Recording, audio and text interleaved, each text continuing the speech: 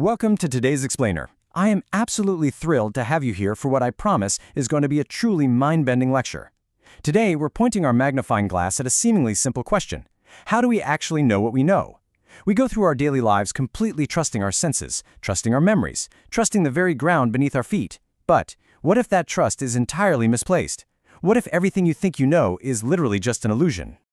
Seriously, take a second and really think about this. How do you know you aren't just a brain floating in a vat of nutrients right now, hooked up to some massive supercomputer that's just feeding you the exact experience of watching this explainer? I'll let you sit with that mildly terrifying thought for a moment. You know that brief little flutter of hesitation you might be feeling right now? That is the exact problem we're solving today. We are exploring the philosophical virus of the mind known as skepticism.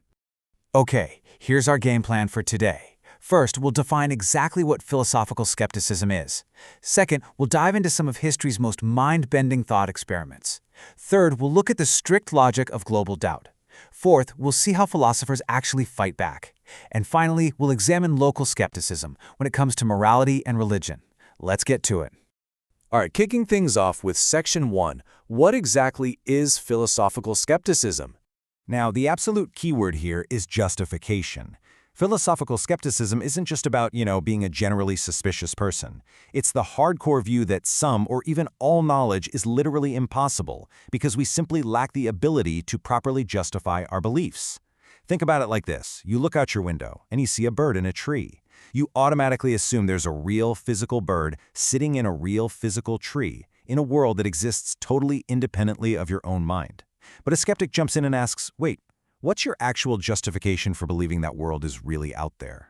So, this comes in two main flavors, global versus local skepticism. Global skepticism goes after the whole shebang. It targets the entire external world and questions the possibility of absolutely all knowledge. If you're a global skeptic, you literally doubt everything outside of your own internal conscious thoughts. It's intense. On the flip side, local skepticism is a bit more restrained. It only questions the possibility of knowledge in specific, highly debated areas of study, like morality or science, without throwing the entire physical universe in the trash while doing it.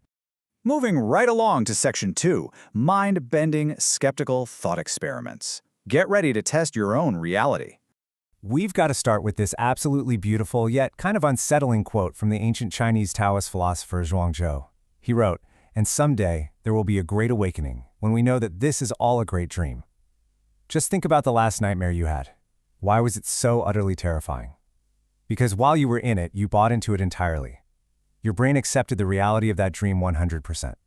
Zhuangzi is basically pointing out that our rock-solid belief in our current waking reality might be just as flawed as our belief in a nightmare.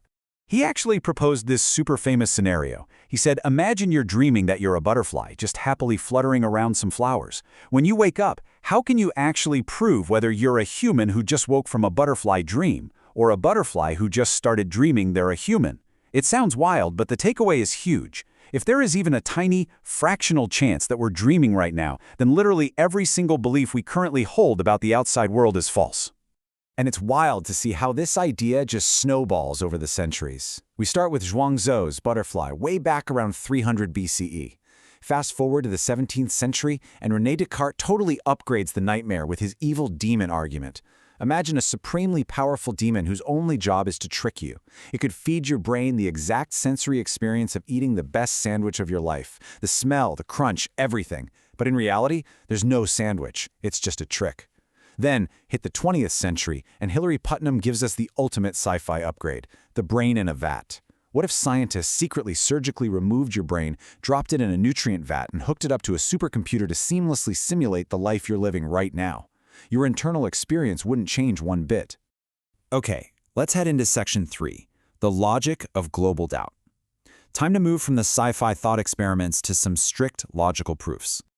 Here's the formal skeleton of the skeptic's argument, and it's pretty hard to shake. Step 1. If I cannot rule out a skeptical hypothesis, let's call that SH, like being a brain in a vat, then I cannot be justified in believing any everyday proposition, which we'll call P, like the belief that I'm just sitting here in a chair. Step 2. I cannot rule out SH. Why? Because my only evidence is my internal thoughts, and a perfect virtual reality would mimic those flawlessly, so I can't definitively prove I'm not in one. Step 3. Therefore, I cannot be justified in believing P. Guys, this logic is incredibly tight. It literally uses the limits of our own human perspective to lock us in a cage of doubt. But hey, don't let the existential dread ruin your day just yet. Welcome to Section 4, Fighting Back Against Skepticism. Time to introduce the philosophical cures to all this global doubt. Enter British philosopher G.E. Moore. He decided he was not having it. He looked at the skeptic's airtight logical argument and just completely flipped it upside down. In a super famous paper, Moore literally just raised his right hand in front of his audience and said, "Here is one hand." Then he raised his left and said, "Here is another hand." Boom.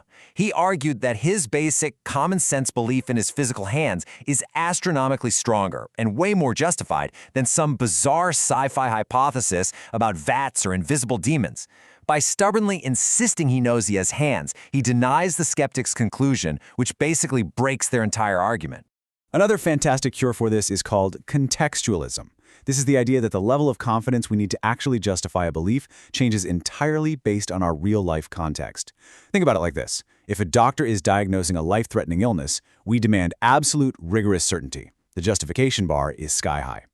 But if you're just trying to remember the name of that movie you saw last week with your friend, the stakes are practically zero, so we accept way less justification. Contextualists say that in the everyday context of just pointing out a bird in a tree, randomly bringing up the brain in a vat theory is just completely out of bounds. We simply do not need that extreme paranoid level of certainty for everyday knowledge to be completely valid. Which brings us to our final stop, Section 5, Local Skepticism, Morality and Religion. We're moving away from doubting all of reality to seeing how skepticism works in highly debated domains. Let's take a look at morality first.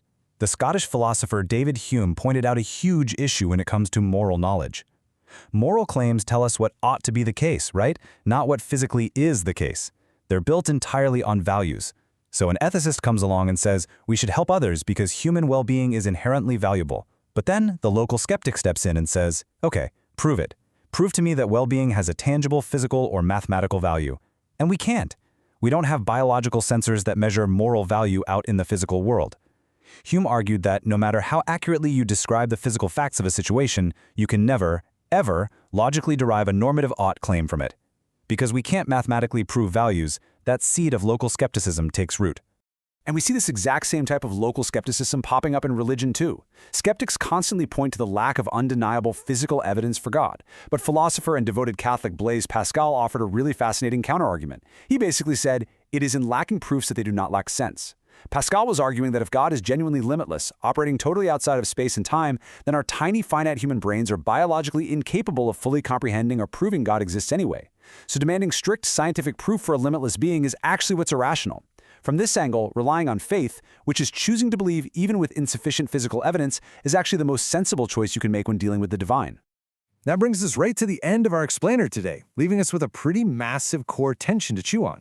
In your own personal search for truth, how do you balance the strict, demanding logic of a philosopher with the practical, everyday common sense you need to just live your life?